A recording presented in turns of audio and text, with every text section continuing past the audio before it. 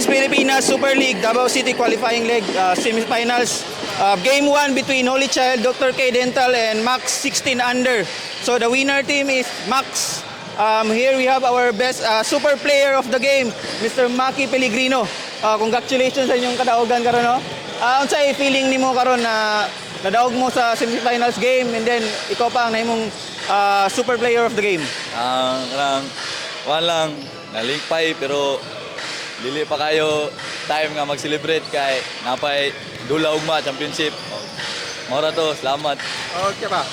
Before the game, no, ang team ninyo sa inyong bracket is second place. Yung nakalaban is first place. So, coming into the game, nabasa mo una-una nga ikaw kamo ang underdog.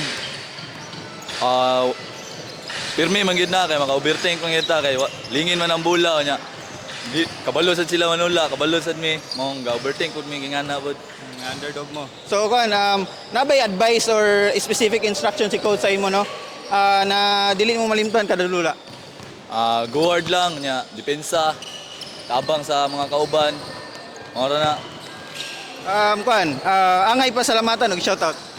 Shoutout ko sa akong mama nga naa dire gikan pagbukid nun. Gaya gid siya.